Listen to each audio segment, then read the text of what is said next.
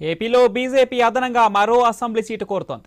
ఇప్పటికే కూటమిలో 10 అసెంబ్లీ సీట్లు తీసుకున్న బీజేపీ పార్టీ ఈ ఎన్నికల్లో 11 చోట్ల పోటీ చేస్తుందని పార్టీ పదాధికారుల సమావేశంలో బీజేపీ జాతీయ ప్రధాన కార్యదర్శి అరుణ్ సింగ్ చెప్పడంతో ఒక్కసారిగా కలకలం రేగింది.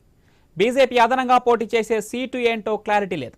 రాజంపేట లేదా తంబళ్లపల్లెలో ఒక సీట్ను కోరుతున్నట్లు చర్చ జరుగుతోంది. అయితే ఉమ్మడి కడప జిల్లాలో 3 సీట్లు ఇచ్చేందుకు టీడీపీ సిద్ధంగా లేనట్లు తెలుస్తోంది. అలాగే సోము వీర్రాజు కోసం రాజమండ్రి సిటీ లేదా రాజమండ్రి రూరల్పై బీజేపీ కన్నేసినట్లు సమాచారం. ఈ 2 సిట్టింగ్ స్థానాలు కావడంతో టీడీపీ ససేమిరా అంటున్నట్లు సమాచారం. ఇక టీడీపీతో బీజేపీ సంప్రదింపులు కొనసాగుతున్నట్లు చెప్తున్నారు. మొత్తానికి అరుణ్ సింగ్ ప్రకటనతో కూటమిలో ఒక్కసారిగా కలకలం రేగింది. ఇప్పటికే బీజేపీ ఎంట్రీతో జనసేన 24 అసెంబ్లీ స్థానాల నుంచి 21కి తగ్గించుకుంది. ఇప్పుడు బీజేపీ మరో సీటు అడుగుతుండటంతో టీడీపీ జనసేనలో ఎవరు తగ్గించుకుంటారో అనే చర్చ సాగుతోంది.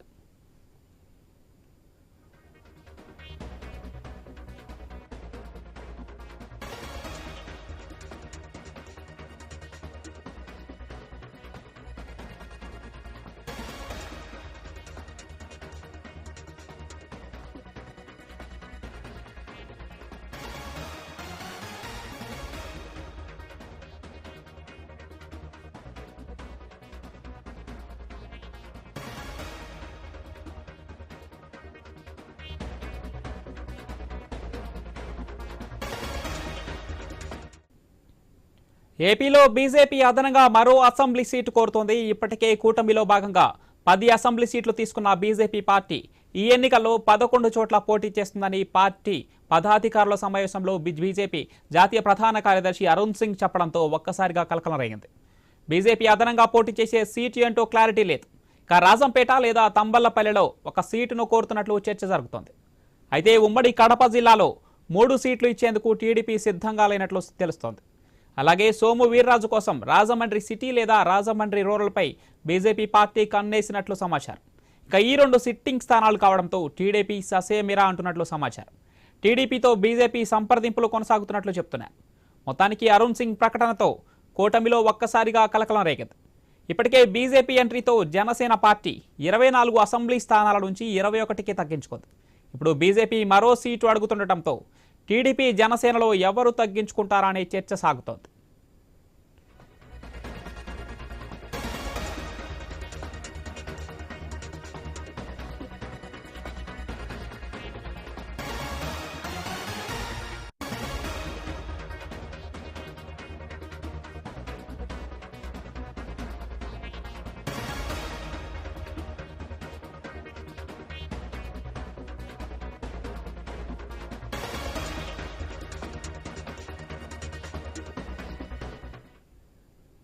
ఏపీలో బీజేపీ అదనంగా మరో అసెంబ్లీ సీట్ను కోరుతోంది. ఇప్పటికే కూటమిలో భాగంగా 10 అసెంబ్లీ సీట్లు తీసుకున్న బీజేపీ పార్టీ ఈ ఎన్నికల్లో 11 చోట్ల పోటీ చేస్తుందని పార్టీ పదాధికారుల సమావేశంలో బీజేపీ జాతీయ ప్రధాన కార్యదర్శి అరుణ్ సింగ్ చెప్పడంతో ఒక్కసారిగా కలకలం రేగింది.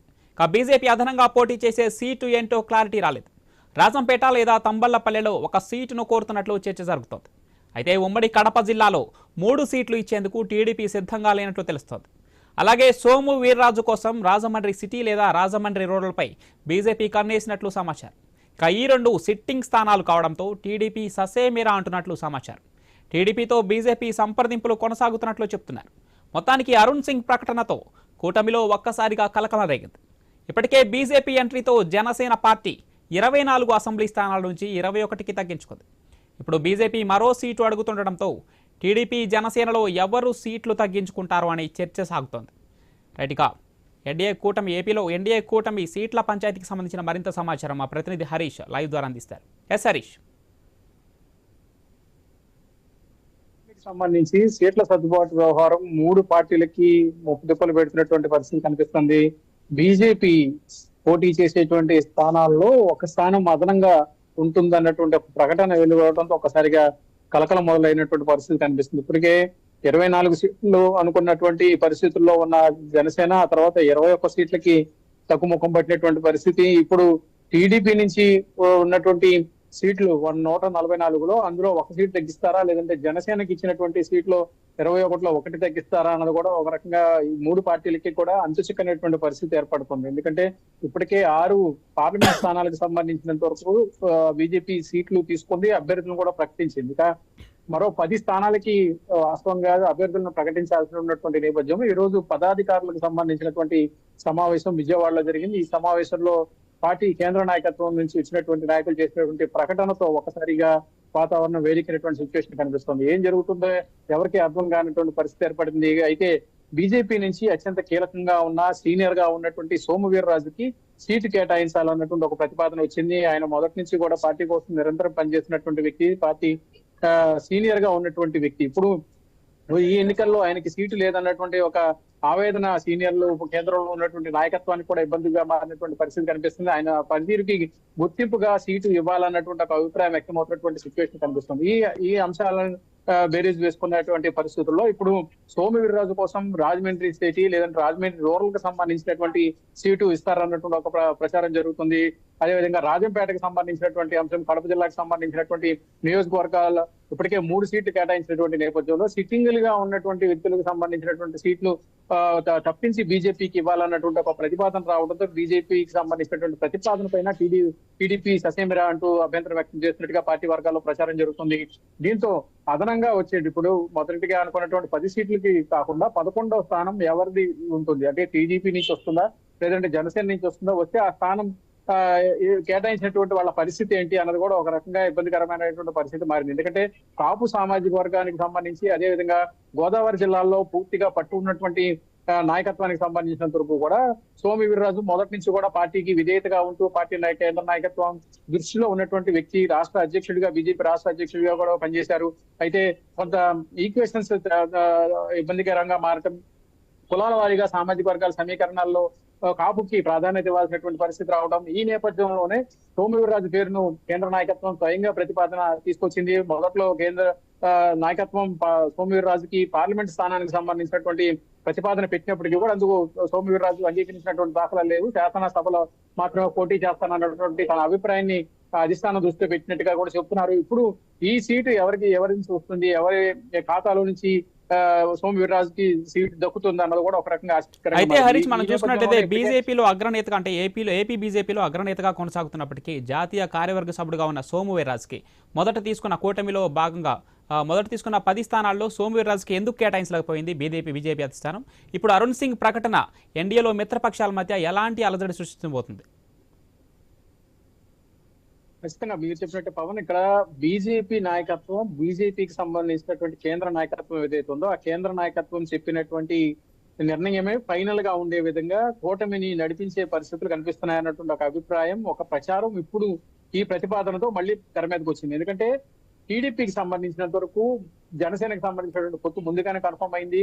ఆ 2 పార్టీలకు సంబంధించినటువంటి సీట్ల సర్దుబాటు, అదేవిధంగా మొదటి లిస్టును కూడా విడుదలైన తర్వాత బీజేపీకి సంబంధించినటువంటి పొత్తు సీట్లకు సంబంధించినటువంటి ప్రతిపాదనలు తెర మీదకి వచ్చాయి.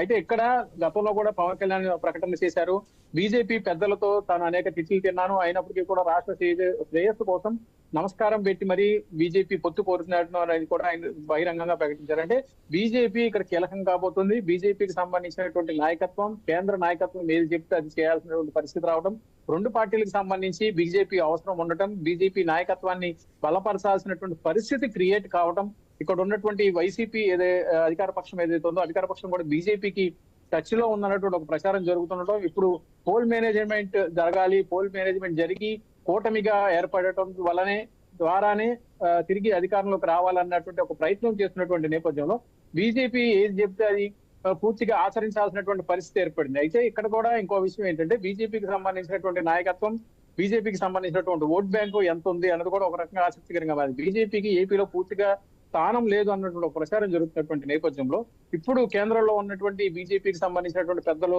తీసుకొస్తున్నట్టు ఒత్తిడిలో భాగంగా రాష్ట్రంలో బీజేపీ బలపడేందుకు ఇదే ఒక అవకాశంగా భావిస్తున్నట్టుగా కనిపిస్తోంది బీజేపీ పార్టీ వర్గాల నుంచి. ఈ విషయాలనే టీడీపీ అదేవిధంగా జనసేన వర్గాలు కూడా చర్చించుకుంటున్నటువంటి సిచ్యువేషన్ కనిపిస్తుంది.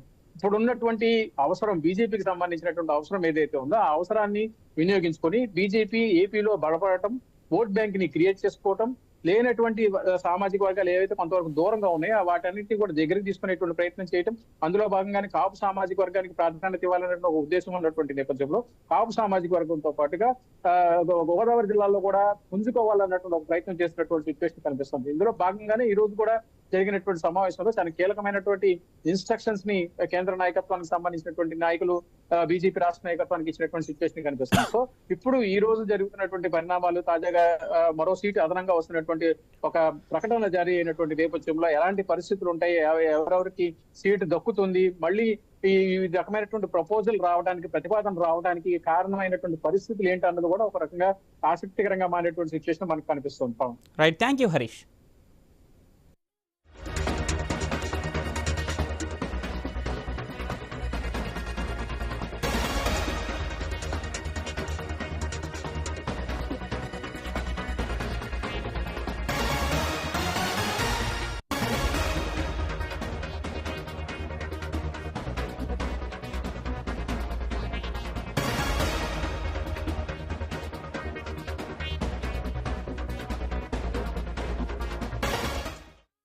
రైట్, ఇక గేట్లు తెరుస్తామంటున్న ముఖ్యమంత్రి రేవంత్ రెడ్డి మాటలకు సొంత పార్టీ నుంచే తీవ్ర వ్యతిరేకత వ్యక్తమవుతోంది. కాంగ్రెస్ పార్టీని చంపాలని చూసిన బీఆర్ఎస్ నాయకులను పార్టీలో చేర్చుకుంటే కార్యకర్తలను చంపుకున్నట్లేనని రేవంత్ రెడ్డి ఎదుటే సీనియర్ నాయకులు వార్నింగ్ ఇచ్చారు. చేవెళ్ల పార్లమెంట్ సమీక్ష సందర్భంగా రేవంత్ రెడ్డికి చేదు అనుభవం ఎదురైంది.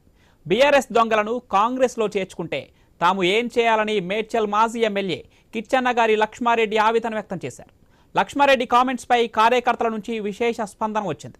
మొన్ననే సీనియర్ నేత విహెచ్ కూడా బీఆర్ఎస్ నాయకుల చేరికను వ్యతిరేకించారు.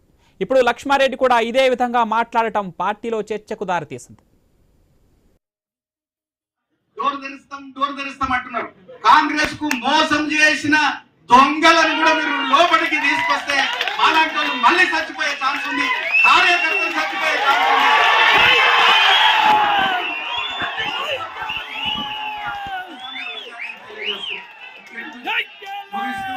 మరి ఒకసారి అక్కడక్కడ అనుకుంటారు సార్, రేవంత్ రెడ్డి గారికి కేఎల్ఆర్ కు పడదో ఏమో అని.